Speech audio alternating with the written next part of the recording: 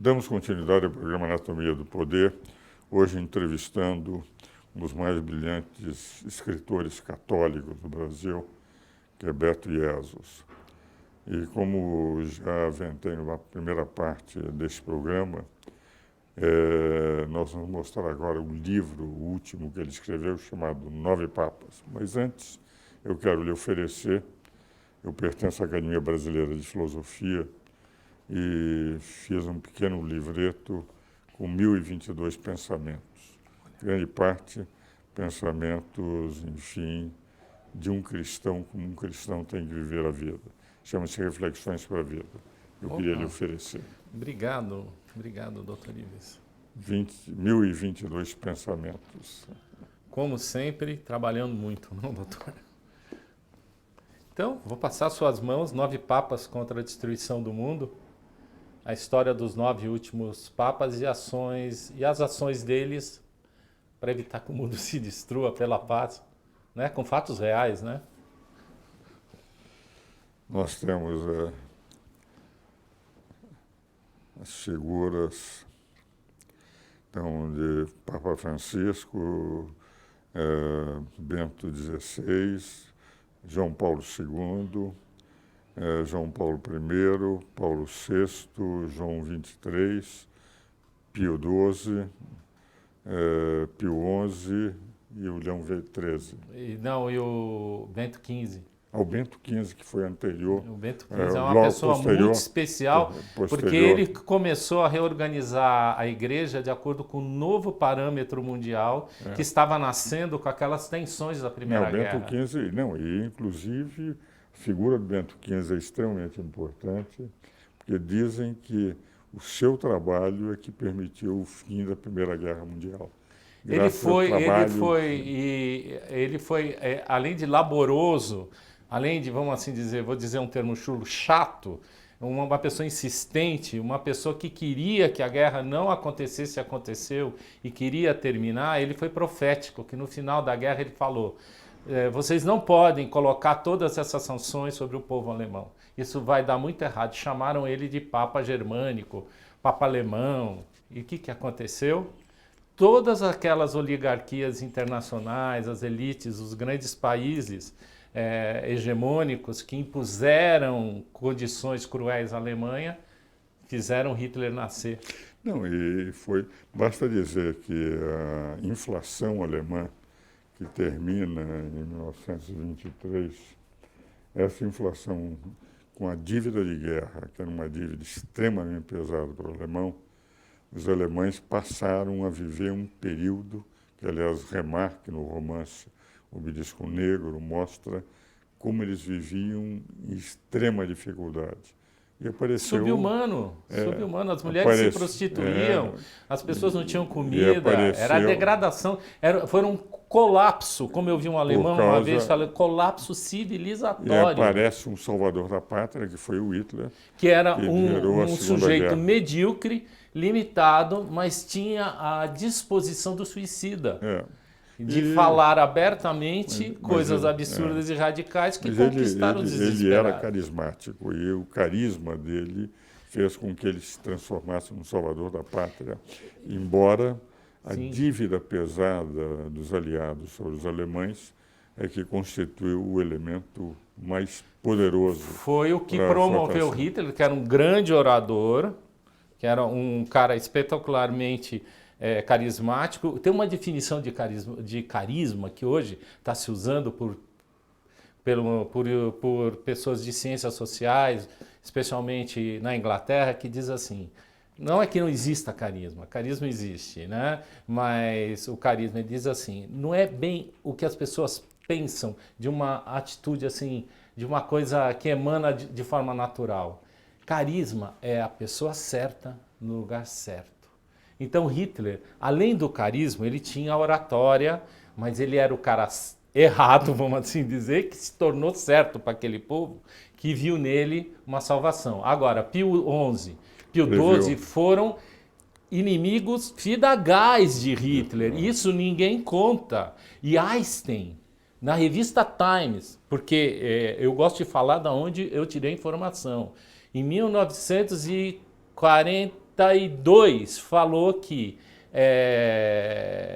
o respeito dele para com a igreja tinha nascido com a atitude de Pio XI de publicar a encíclica com ardente preocupação em 1937, que foi o único Estado, a única instituição internacional a contestar Hitler. Claro. O senhor sabe por que Hitler chegou onde chegou? Também um dos fatores, porque a realidade é sempre multifacetada, é porque a Inglaterra, os Estados Unidos e a França achavam que Hitler ia atacar Stalin.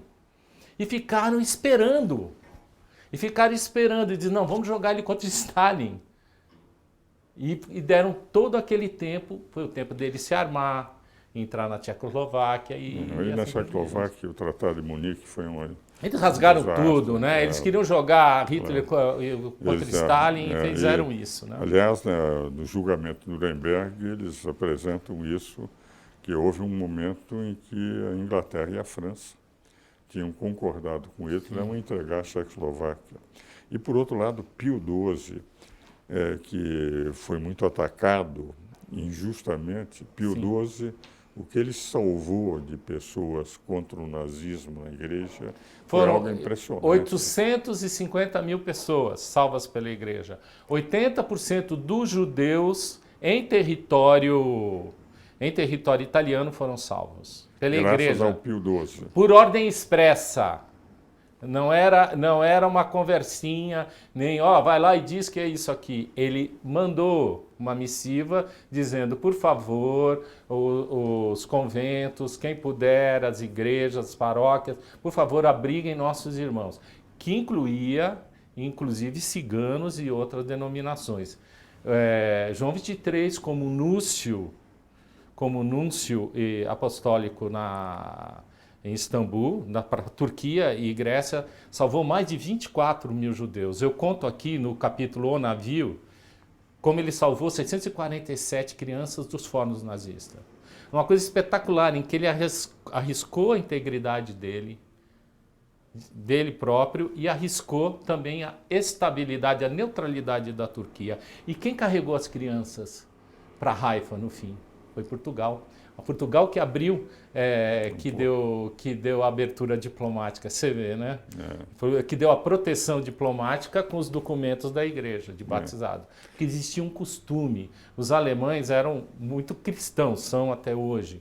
Então, batismos e conversões eram relativamente respeitadas pelos nazistas quando se tratava da igreja católica. Olha o respeito. E o medo que Hitler tinha de que o povo católico se voltasse contra ele, porque ele era anticatólico e anti-evangélico. Agora, de qualquer forma, houve algumas perseguições de filósofos. Por exemplo, a Edith Stein era judia, ela se converteu ao catolicismo, se transformou uma freira e ela foi retirada do convento de Holanda para mandar para um campo de concentração. E, na prática, foi o Hitler, o que ele fez em relação ao holocausto dos judeus, mas teria sido muito maior se não tivesse havido o trabalho da Igreja Católica de preservar tantos judeus de irem para os campos de concentração. Não, e tem mais, assim, o Pio XI, tem muitos historiadores hoje que reconhecem que se ele não tivesse ficado um pouco mais quieto, como ele ficou quando estourou a guerra, muitos padres e muitos católicos iam morrer, porque o Hitler, ele queria se tornar vamos assim dizer, o líder, o Cristo, né, lá dos alemães, vamos assim dizer. Ele tinha pretensões religiosas, né? Não, e ao mesmo tempo de controlar por inteira a igreja. A ideia dele... Ele, na verdade, nem acho que era controlar, era destruir. No final, ele mandou um general... No final, ele sim. mandou Mas sequestrar no início a ideia era controlar. Nomeando bispos, à medida nomeando que foi pastores. Percebendo, à medida que o governo foi ficando mais cruel, sim. Entendeu? A partir daí a ideia era... Hitler, ele tinha muito medo da violência expressa. Ele escondeu os campos de concentração, ele escondia a inimizade dele com a igreja, para justamente não revoltar a opinião Claro, pública, exatamente. porque ele, antes de tudo, era um cara de marketing, né? Não, exatamente. Era tão de marketing que só depois, quando os aliados começaram a chegar nos campos de concentração, Sim, que viram. é que eles perceberam o que foi o Holocausto. Porque mesmo, entende, nos campos de concentração contínuo, o trabalho liberta, todos sabiam perfeitamente que aquilo era para levá-los para câmaras de gás. Eles mesmos, quando eram levados, iam cantando música como se fosse para algum outro lugar, quando Eles na verdade enganavam, né? Você sabe que eles iludiam eles a colocavam, opinião pública para que não soubesse o que estava acontecendo. eles colocavam um médico antes da câmera, dizendo que ia ser um tratamento, que era para tirar a roupa, que era não sei o quê, Claro, e no e- fim queimavam mas as pessoas. queimavam. Você sabe que Himmler, o cara da SS, que tomava contas do... O Himmler era o chefe da SS que tomava conta dos campos, no fim quis fazer um acordo com o Ocidente, né? com a Inglaterra, que foi recusado, foi daí que ele se matou. Claro, Um covarde. Hitler morreu maldizendo o Himmler. Não, aliás, ele atacou todos os seus generais, porque achou que tinha sido abandonado por eles. Né? E disse que se o povo alemão não vencesse a guerra, ele mereceria ser exterminado. Não, Esse era o maluco. Ele dizia o seguinte, só para terminarmos o nosso programa, ele dizia que uma das coisas que ele mais se arrependia era de ter os amigos que não mereceram a amizade que ele teve, entende? E ele, assim, ele invejava Stalin, porque Stalin exterminou todo o alto comando. Ele invejava. Quem estava certo era Stalin. Olha só, que turma. Meus queridos telespectadores, ouvimos o grande escritor Beto Ieso no nosso programa. Muito obrigado, Beto. Espero-os novamente no próximo domingo. Excelente, Beto.